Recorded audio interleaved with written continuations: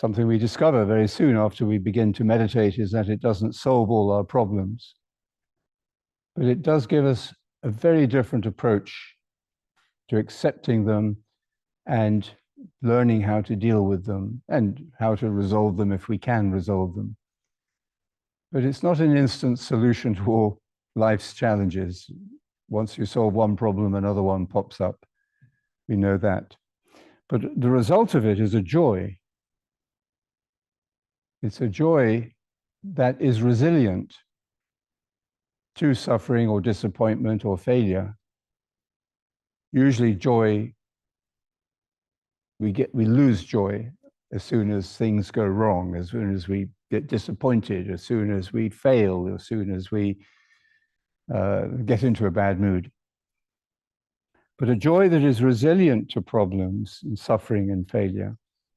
And that comes up in the first reading of the Mass from the prophet Isaiah, the joy of those who can share in their connection with each other in worship and service, in true religion.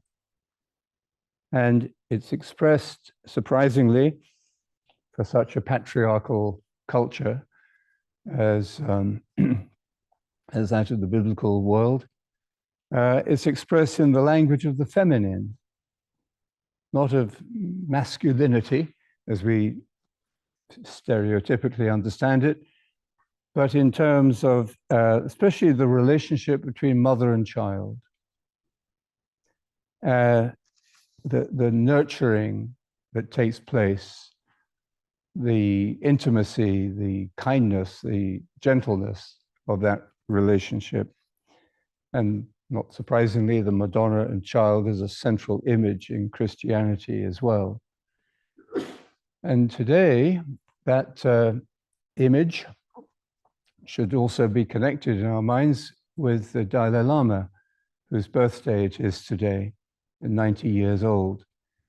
And the Asian equivalent of the Virgin Mary is Guanyin, love, mercy, and compassion, not judgment and patriarchy and success and wiping out your enemies and delivering more aerial attacks on your foes, but the power of compassion to transform relationships and to nurture the human.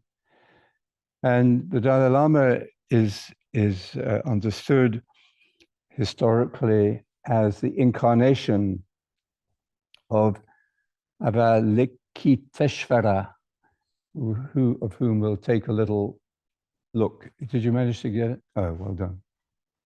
Fantastic. So this is the Bodhisattva of compassion as embodied in the Dalai Lama. And in his 90 years, I think he has exemplified the power of compassion to transform hatred into openness to reconciliation, into peace, and into joy. A man of peace and joy, two words that occur on every page of the New Testament. Where does this peace and joy come from? It comes from this transformation of the negative, of the violent, into love. It transcends religious boundaries.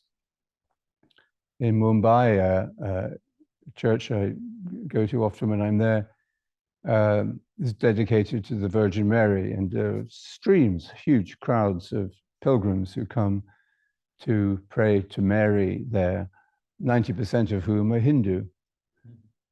They don't care whether it's a Christian or a Hindu temple. It's the reality. And I think the Dalai Lama has shown us, and continues, and we pray will continue to show us for as long as possible, the reality of that personal transformation that leads to a new vision of humanity. A bodhisattva is what we should all be aspiring to.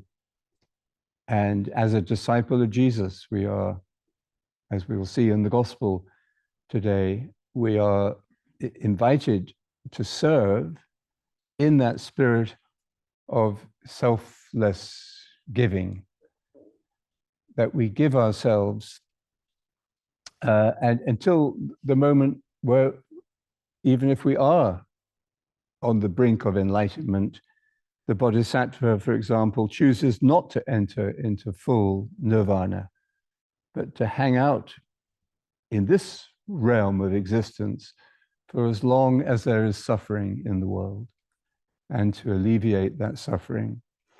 I mean, that's the bodhisattva vow that Tibetan Buddhists take. And I think it's what Christian discipleship is essentially about as well, not just becoming enlightened, but following the path of enlightenment in that spirit of service and love for others.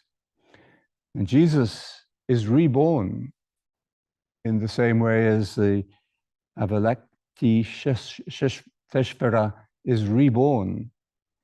So Jesus is reborn in each of us and in his mystical body that we call the church, the communion of his followers.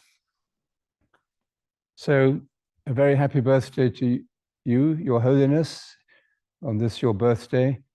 And we thank you for the wonderful gifts you have given to the world and also to our community over many years.